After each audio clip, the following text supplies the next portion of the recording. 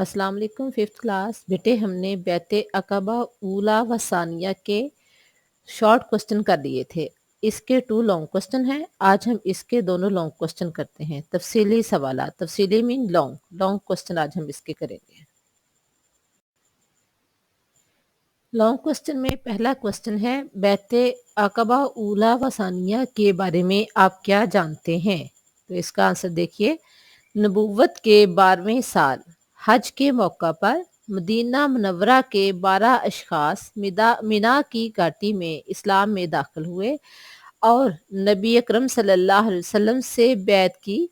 تاریخ اسلام میں اس بیعت کا نام بیت عقبہ اولا ہے. یعنی جب نبوت کو یعنی آپ صلی اللہ علیہ وسلم کو نبی بنے جب 12 سال ہو چکے تھے تو حج کے موقع پر 12 اشخاص 12 آدمی مینا کی گھاٹی میں آپ صلی اللہ علیہ وسلم کے پاس آئے. آپ صلی اللہ علیہ وآلہ وسلم کے ہاتھ پر بیعت کی.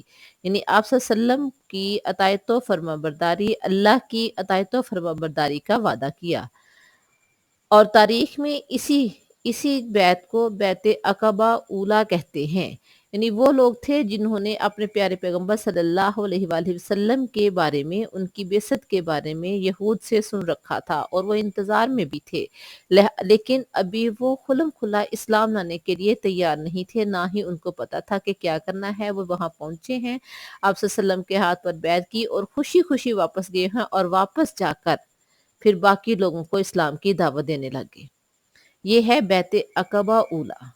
اس کے بعد ہے بیت عقبہ اولا کے 1 سال بعد حج کے موقع پر مدینہ منورہ کے تقریباً 75 اشخاص نے مینا کی اسی گھاٹی میں نبی اکرم صلی اللہ علیہ وآلہ وسلم کے ہاتھ پر بیعت کی.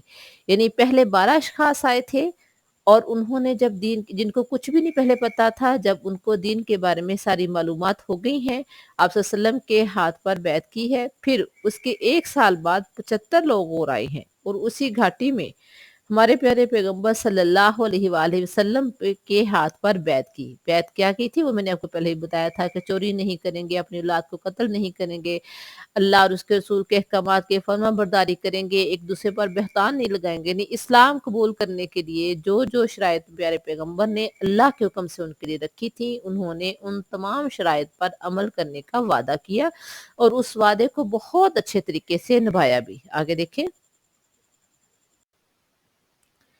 جن لوگوں نے اسلام قبول کیا انہوں نے آپ صلی اللہ علیہ وآلہ وسلم کو مدینہ منورہ آنے کی دعوت دی.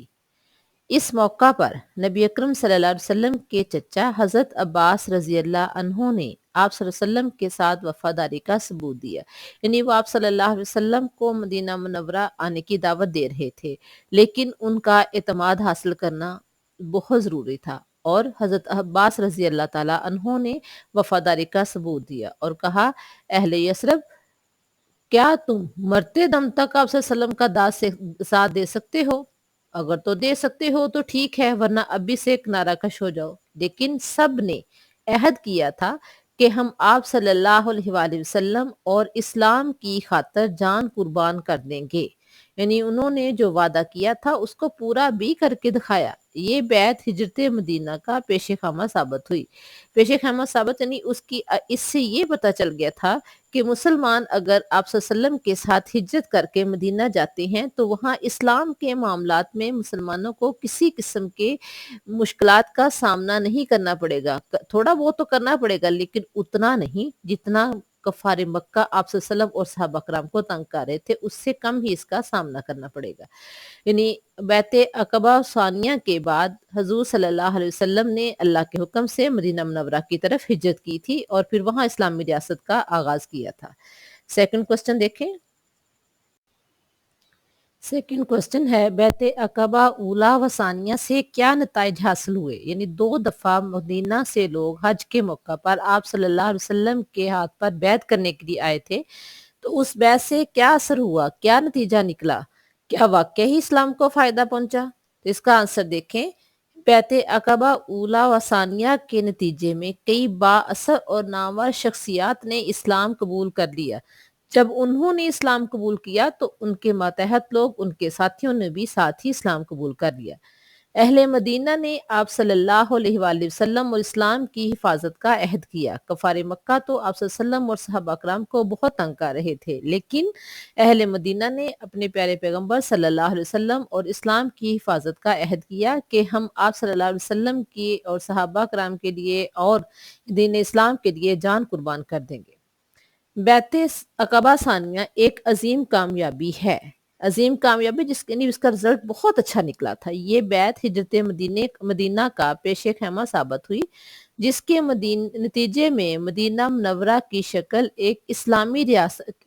میں ایک اسلامی ریاست وجود میں آئی، یعنی جس کے نتیجے میں جب بیعت عقبہ اولیٰ و ثانیہ دونوں مکمل ہو گئی ہیں تو اس کے نتیجے میں مدینہ منورہ کی شکل میں ایک اسلامی ریاست وجود میں آئی، یعنی مسلمانوں کو موقع ملا اور انہوں نے ایک اسلامی ریاست قائم کی جو ایک مثالی ریاست تھی۔ یہاں وہ تمام قوانین، وہ تمام اصول اپنائے گئے جو اللہ اور اس کے رسول کے حکم کے مطابق تھے۔ یہاں ہر ایک کو آزادی تھی، ہر کوئی اسلام کے احکامات کے مطابق عمل کرنے کے لیے تیار تھا اور کر بھی رہا تھا۔ یہ بیٹا ہمارا سیکنڈ لانگ کوسچن تھا۔ آپ نے یہ دونوں لانگ کوسچن اپنی نوٹ بک پہ بھی لکھنے ہیں اور یاد بھی کرنے ہیں۔ اب اس کے بعد ہم نیکسٹ ٹاپک انشاءاللہ پڑھیں گے۔ اللہ حافظ۔